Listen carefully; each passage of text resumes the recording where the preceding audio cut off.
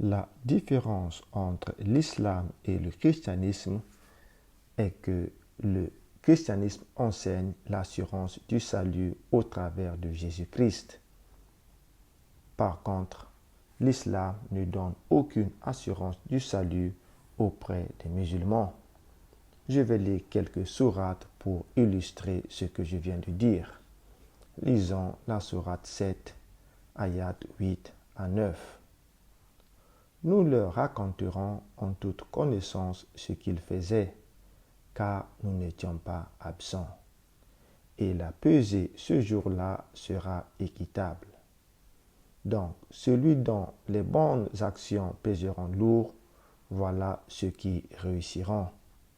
Et quant à celui dont les bonnes actions pèseront léger, voilà ceux qui auront causé la perte de leurs âmes parce qu'ils étaient injustes envers nos enseignements.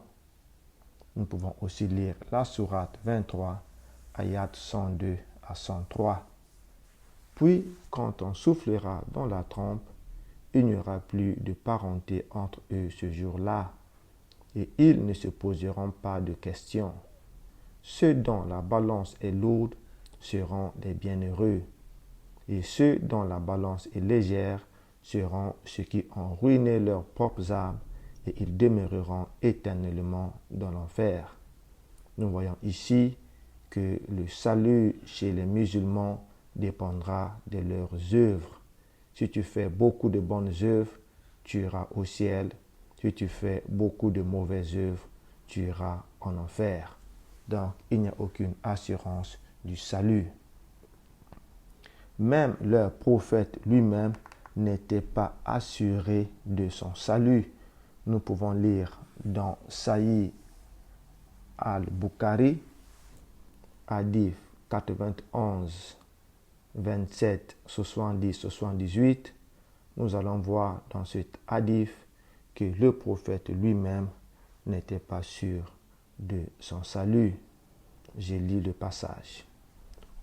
Allah, une femme ansarite qui avait prêté serment d'allégeance au messager de Dieu, rapporte que lors du tirage au sort fait entre les Ansar pour loger les Mouyahir, les siens avaient eu le nom de Uthman ben Mazoun.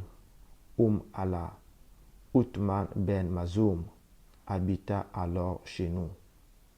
Un jour, il tomba malade et nous de le soigner, et c'est jusqu'au jour où il mourut.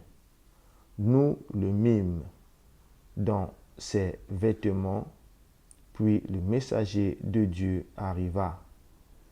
Je dis à ce moment, que la miséricorde de Dieu soit sur toi, ô Abu Saïb. Je témoigne que Dieu t'a honoré. Et qu'en sais-tu? Me demanda le prophète. Je n'en sais rien, je jure par Dieu. Pour ce qui de lui, il vient de recevoir la certitude, et j'espère du bien pour lui de la part de Dieu. Par Dieu, je ne sais pas, moi, le messager de Dieu, qu'est-ce qu'on va faire de moi et de vous? Par Dieu, après lui, je ne me prononcerai jamais sur l'intégrité d'une personne. Et pendant que je dormais, je vis que Uthman avait une source, excusez-moi, qui laissait couler de l'eau. J'allais voir le messager de Dieu et je lui fis part de la chose. Ce sont les œuvres dont la récompense ne s'arrêtera jamais, m'expliqua-t-il. Nous voyons donc dans cet hadith une femme qui disait que le mort, qui était apparemment un homme pieux, était honoré de Dieu. Et le prophète lui dit, qu'est-ce que tu en sais? Même moi-même, je ne sais pas ce qu'on va faire de moi ou de vous. Quand vous lisez ce hadith dans la version anglaise, c'est le hadith 266, livre 58, le volume 5. Dans la version anglaise, il est écrit clairement les paroles du prophète où il dit « Je ne sais pas ce que Allah fera de moi ». Donc nous voyons que les musulmans qui disent qu'ils ont l'assurance de leur salut, ils ne savent pas de quoi ils parlent. Ils n'ont aucune assurance du salut. Ça sera la balance qui va déterminer. Je vais lire quelques versets de la Bible pour montrer l'assurance que la Bible nous donne pour notre salut. Jean chapitre 11, le verset 25, il est dit, Jésus lui dit, je suis la résurrection et la vie. Celui qui croit en moi vivra quand même il serait mort. Luc 23, le verset 43, Jésus lui répondit, je te le dis en vérité, aujourd'hui tu seras avec moi dans le paradis. Dans Jean chapitre 14, le verset 6, Jésus dit, je suis le chemin, la vérité et la vie. Alors, bien-aimé, tu as le choix.